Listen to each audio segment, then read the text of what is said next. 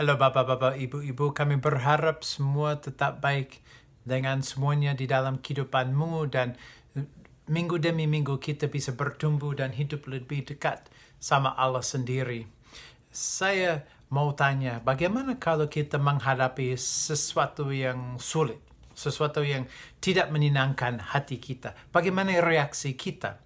Kalau kita mau pesan makanan, tapi makanan itu jelek, nggak enak sama sekali.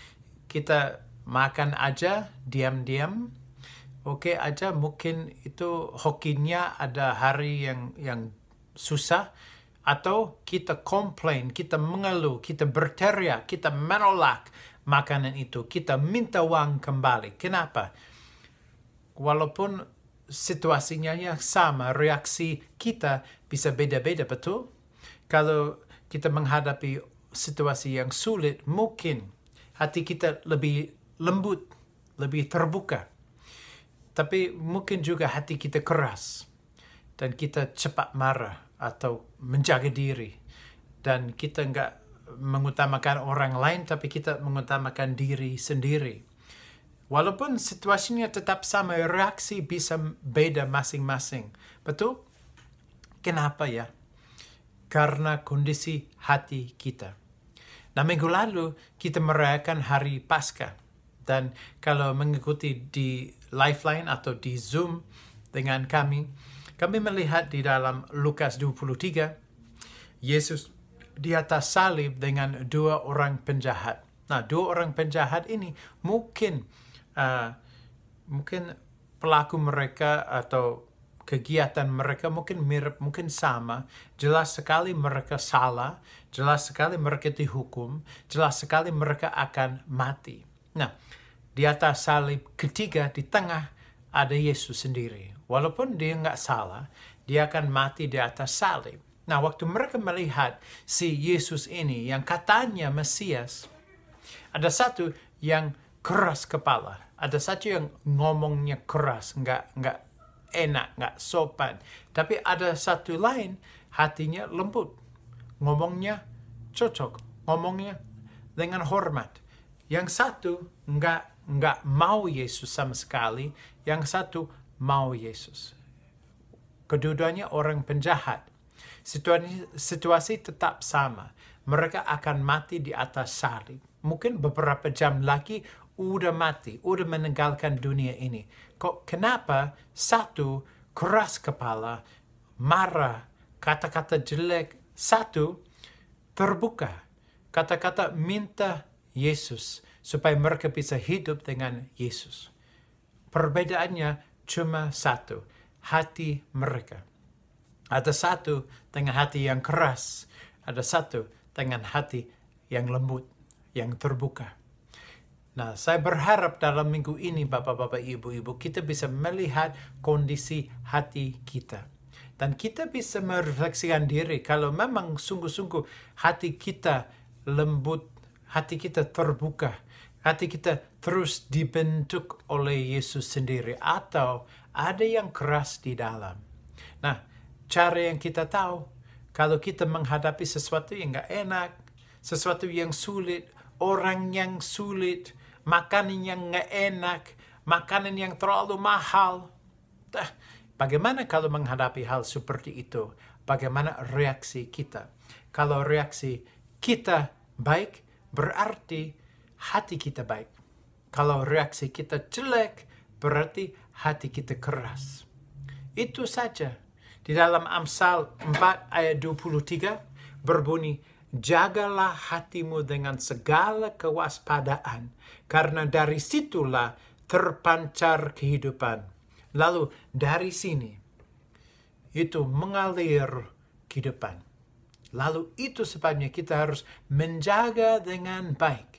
Kita harus jaga-jaga diri, supaya hati kita tetap terbuka, lembut, dan bisa dibentuk oleh Allah. Supaya reaksi kita juga bisa lembut, terbuka. Dan melalui pengalaman yang sulit, kita terus dibentuk oleh Yesus. Nah, kadang-kadang tinggal di Indonesia sebagai orang bule nggak mudah. Kenapa? Karena bisa dimanfaatkan. Kenapa?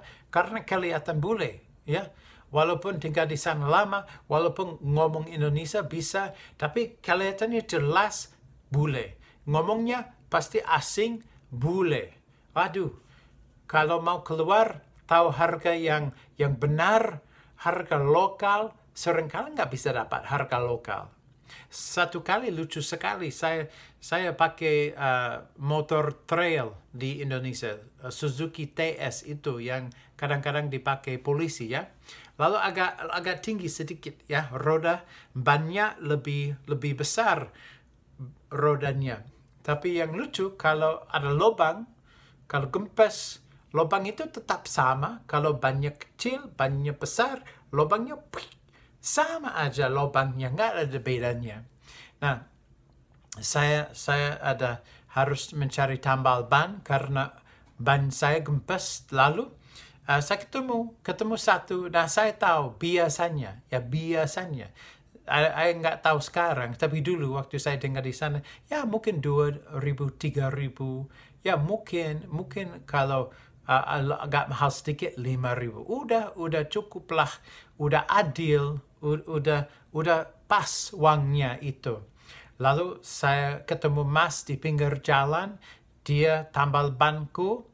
Nah, habis selesai, semua beres, semua baik. Waktu dia kerja, kami ngobrol, kami berbincang-bincang dan sebagainya. Nah, dia minta 20.000. Kok saya kaget? Kenapa Mas 20.000? Ya karena itu harga Pak. Tambal bannya itu 20.000. Enggak Mas. Itu paling mahal ini 5.000. Tapi biasanya 2-3.000. Kok 10 kali lipat 20.000 itu? Oh enggak Pak. Ini harus lebih mahal Pak. Kenapa Mas harus lebih mahal? Karena bannya lebih besar Pak. Ini motor trailnya. Tapi Mas, lubangnya yang harus ditambal itu persis sama. Kalau bannya besar, bannya kecil, itu lubangnya tetap sama, Mas. Jangan main dengan saya. Saya tahu kulitnya bule, tapi saya tinggal di sini, Mas. Saya tinggal di sini, saya kerja di sini. Saya sering lewat sini. Ayo, Mas, jangan minta uang yang sebesar 20.000. Tapi Pak, maaf, bukan main. Ini bannya besar, tapi Mas, lubangnya sama, kecilnya.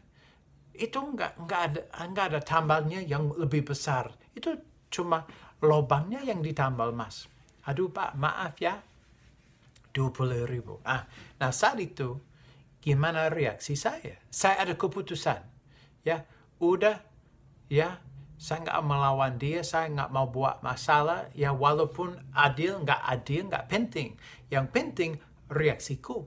Yang penting hatiku. Saya mau menjaga hati saya. Saya mau waspadalah. Kenapa? Karena dari situ, itu sumber hidup. Atau saya bisa marah. Saya bisa berteriak nggak adil.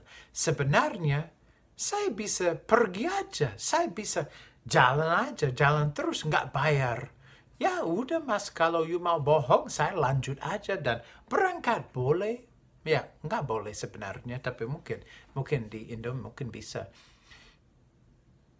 Nah, yang saya tahu yang boleh, yang seharusnya, saya harus menghormati orang lain. Saya harus mengutamakan orang lain, bukan diri sendiri. Nah, kalau saya harus mengutamakan orang lain dan menghormati orang lain, berarti sudahlah, saya menerima, saya kalah. Adil nggak penting. Yang penting waspadalah. Yang penting menjaga hatiku. Karena kalau hati saya keras, nggak mungkin hati ini terbuka pada Yesus. Tetapi kalau saya bisa menjaga hatiku, hati ini bisa menjadi lebih lembut, lebih terbuka, dan lebih dibentuk oleh Yesus sendiri. Waspadalah, jaga hatimu dengan segala kewaspadaan. Kenapa? Karena dari situlah terpancar kehidupan. Saya berharap dalam minggu ini Bapak-bapak, ibu-ibu kita semuanya bisa menjaga hati kita. Dan kita bisa melihat reaksi kita terhadap setiap orang dan setiap situasi. Karena itu akan mencerminkan kondisi hati kita. Dan kita ingin mengutamakan Allah sendiri. Supaya kita bisa mengalami sumber hidup. Yaitu karena dari situlah terpancar kehidupan kita. Tuhan memberkati. Amin.